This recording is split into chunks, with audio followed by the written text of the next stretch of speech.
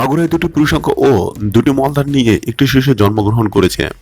সোমবার রাত 8:30টার দিকে মাগুরা শহরের একটি ক্লিনিকে শিশুটির জন্ম হয়। দুটি প্রসঙ্গ নিয়ে শিশু জন্মানোর খবর ছড়িয়ে পড়লে দলে দলে লোকজন শিশুটিকে দেখতে ওই ক্লিনিকে ভিড় জমায়।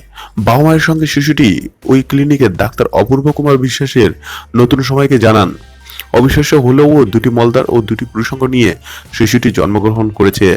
বাচ্চাটি তার দুটি পুরুষাঙ্গ দিয়ে প্রস্রাব করছে, আবার দুটি মলদার দিয়েই মলত্যাগ করছে শিশুটি।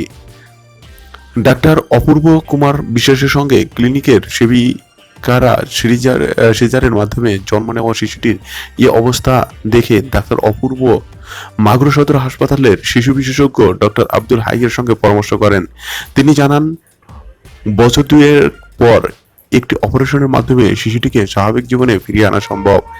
এই ক্লিনিকে জন্ম নিয়েছে শিশুটির বাবা বাবুসোনা রায় বলেন, প্রসব বেদনা ওঠার পর আমার স্ত্রীকে সন্ধ্যা 6টার দিকে ভাইনার মোড়ের এলাকায় জেনারেল হাসপাতালে নিয়ে যাই।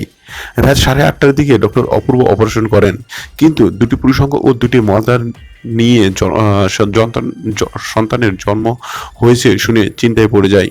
পরে অবশ্য আব্দুল হাইয়ের কথা শুনে আর কোনো চিন্তা করছি না।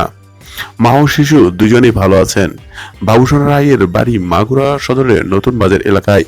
তিনি এই এলাকার নিতাই রায়ের ছোট ছেলে। বন্ধুরা, এই ছিল খবরটি। এরকম নিত্য নতুন খবর পেতে অবশ্যই নিউজ রুম 24 এর চ্যানেলটিতে সাবস্ক্রাইব করতে ভুলবেন না। ধন্যবাদ সবাইকে।